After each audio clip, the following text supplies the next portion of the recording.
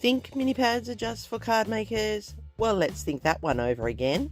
Watch how I make these little papers pack a big punch in a full 12 by 12 scrapbook layout, layering and transforming the small designs into something striking and unexpected. Curious? Let's dive in.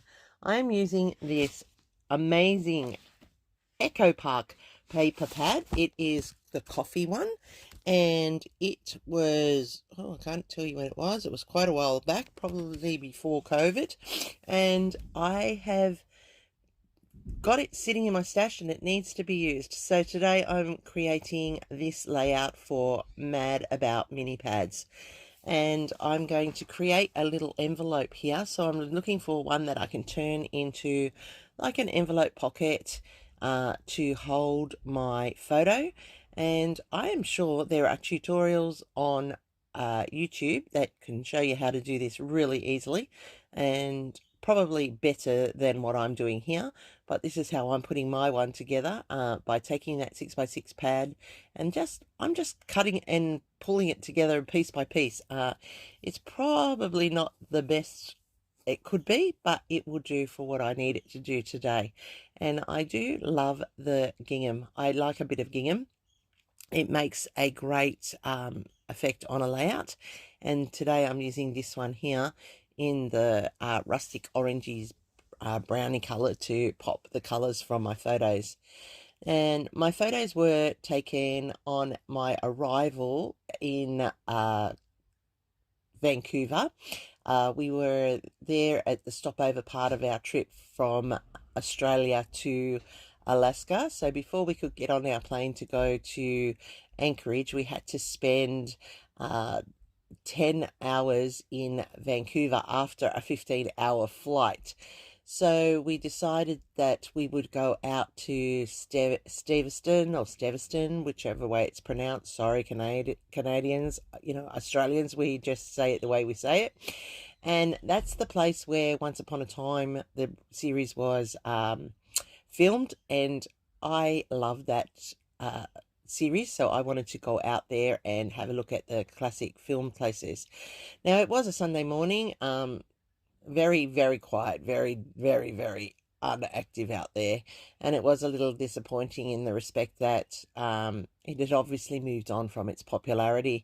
But we did find some key points and we did take our photos, but in the process we bought coffee and we were walking through the lovely beautiful lanes and out on the wharf and the decks and so forth. And so I took photos of my coffee in different places there. So this is going to go in my travel album, and I like the overall effect it creates in the end.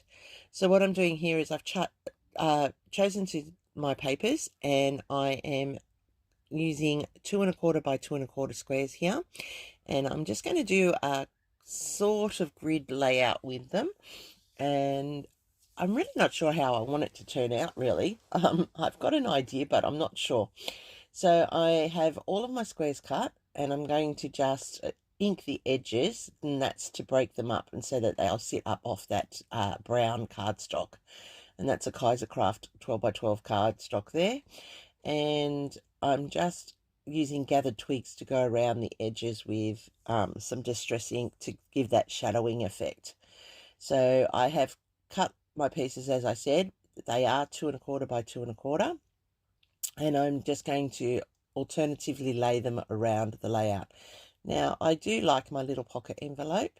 You don't get to see a lot of it, unfortunately, like that background paper, which is fine because I really didn't want that greeny paper in there, but it's given it the sturdiness that it needs for the layout. So I'm going to go 3 at the top and 3 at the bottom. And then I've looked at these ones, and I don't know what I was doing when I cut them, but they are definitely not 2 1/4 by 2 1/4, so I fixed that up. I'm just going to place these down where I want them so that I can then work the rest of the layout. Now, I eyeball, I don't measure. Near enough is good enough. That's what scrapbooking is about. It's about your own individual likes and, own preference and style. There are people who are exact, and there are people that are like me.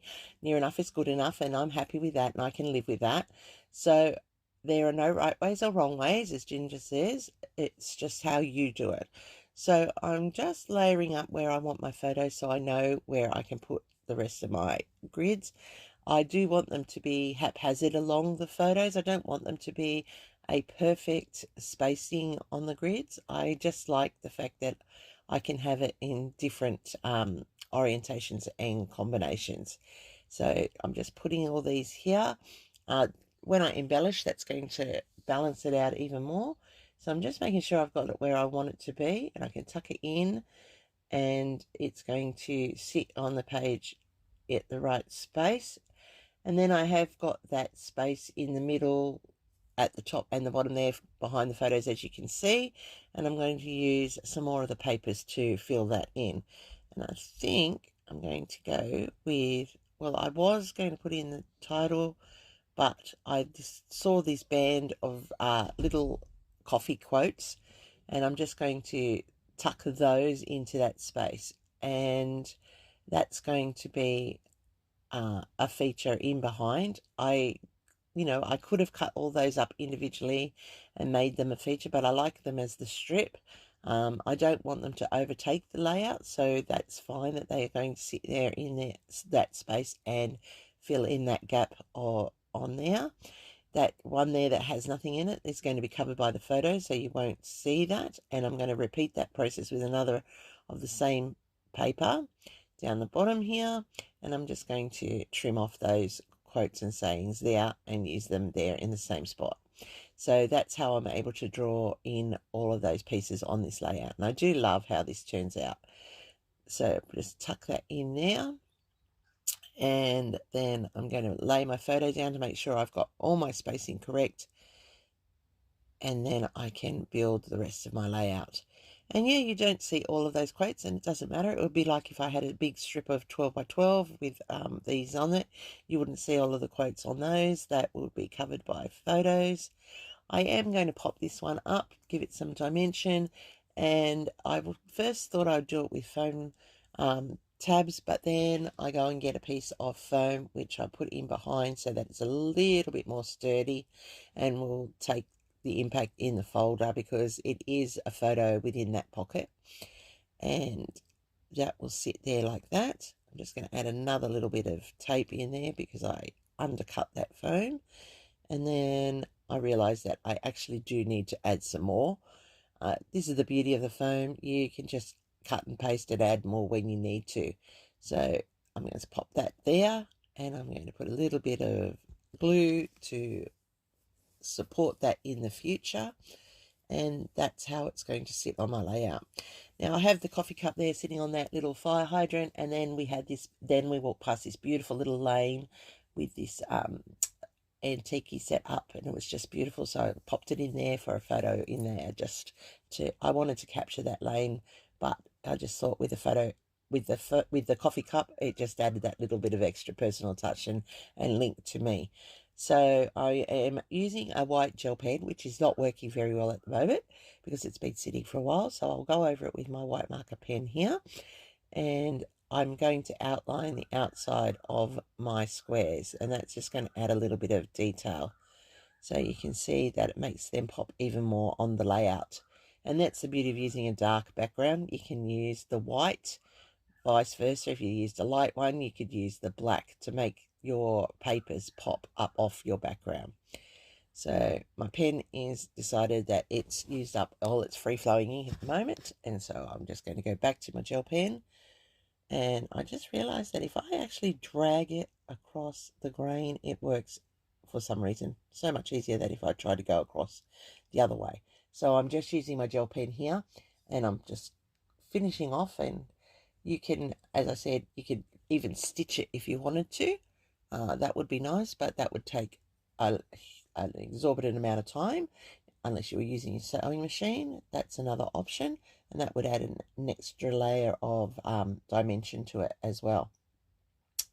So as you can see, these mini paper pads, I have only used that 12 by 12 cardstock as my base, and the rest of the pad is pulling this together.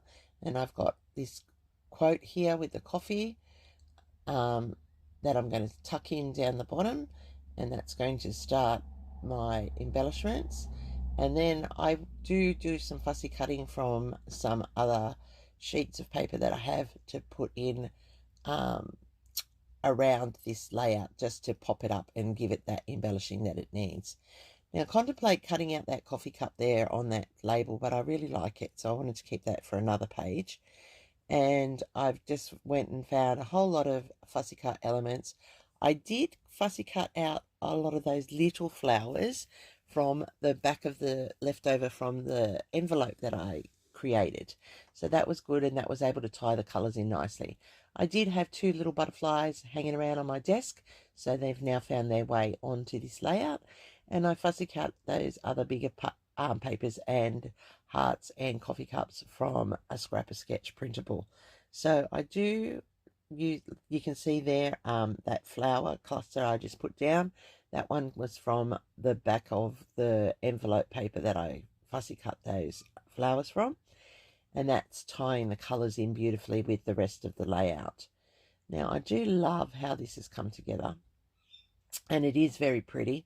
And who'd have thought that coffee photos could turn out and be used in such a creative way? But here they are, and you can just see this layout just coming together nicely. And it is a simple one. It's not in your face. It's just blending beautifully. Now, I could have made those photos pop more by matting them, but I didn't want to. I just wanted them to blend in with it, so it looked like it was part of the layout, not separate from the layout.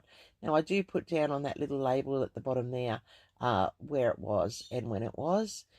I will have other pages around it for Steveston that will have more details, and so that will slot in with those pages in my album. So finishing it off here, I am using that white pen again, and I am now going around the outside right on the edge just to finish it off and give it that edging around there that you can see.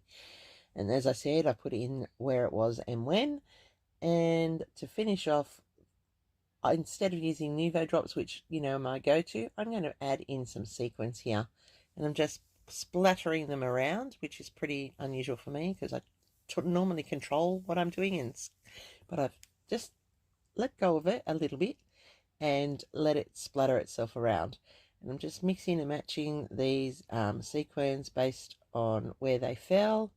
If they were too, like I had too many light ones in one spot, I've moved them around and put some of the darker ones around so that there's a balance on the layout. And I do love how this is turning out. It is just that little bit of extra interest with the sequins. And there you go. That is how this layout has come together using 6x6 paper pads. And you too can create such an amazing layout. Just use up those little patterns. They do make a big difference on a page. And look at that. It's all come together so nicely. And it's a quick little testament to my coffee that I had while walking through Steveston last year when I was in Vancouver. So thank you everyone for watching. There will be a playlist down below where everybody who is playing along for this month's Mad About Mini Pads, and here you can see the close-ups, the sequins, the squares, the outlining, the fussy cutting, and the photos. So I appreciate you staying here, everybody. Hit the subscribe button if you're new to my channel and you haven't done so. Stay creative, friends. Here's my next layout for you, or my next video, and I'll see you over there real soon.